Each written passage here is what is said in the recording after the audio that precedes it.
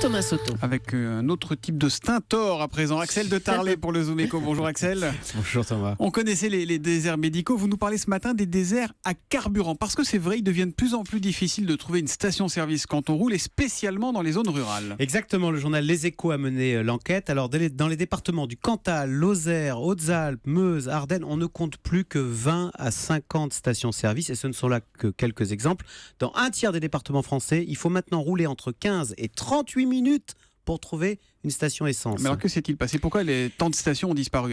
Écoutez, c'est là un exemple flagrant de toutes ces normes que l'on prend avec les meilleures intentions du monde, mais qui, in fine, finissent par tuer toute activité, puisque les stations-service doivent maintenant être toutes équipées d'une cuve à double paroi pour éviter les fuites. Alors on peut le comprendre. Oui. De plus, les stations-service ont désormais interdiction de vendre de l'alcool le soir après 18h. Le résultat, c'est que les petites stations indépendantes ont toutes fermé les unes après les autres. Depuis 1980, le nombre de stations-service en France a été divisé par 3. Ok, il y a sans doute les normes, mais est-ce qu'il n'y a pas aussi la responsabilité de la grande distribution qui a raflé une bonne part du marché et qui va là où c'est très rentable? Alors, vous avez raison, la grande distribution, c'est aujourd'hui 60% des ventes, mais vous l'avez dit aussi, les grandes surfaces ne sont pas présentes partout, et donc dans les zones rurales, vous avez un vrai problème, parce qu'on réalise un peu tard que faire un plein d'essence est un bien de première nécessité. Il s'agit de se déplacer.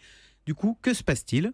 Eh bien, dans les villages, les mairies lancent des stations essence communales à coût de subventions publiques. Des stations publiques en quelque sorte. Des stations publiques. Voilà, alors ça coûte cher pour des petits villages isolés, compter plusieurs centaines de milliers d'euros pour ouvrir une station.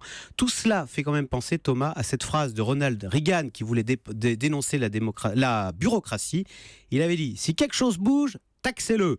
Si ça bouge encore, réglementez-le. Et si ça ne bouge plus, subventionnez-le. Et bien là, avec les stations-service, on est passé par ces 3 étapes et on en est aujourd'hui au stade ultime de la subvention publique. Ce que vous décrivez, c'est vrai en zone rurale, c'est aussi vrai dans certaines grandes villes, notamment à Paris. C'est pas facile de trouver une station également. À Paris, c'est compliqué. Merci beaucoup, Axel de Tarlet.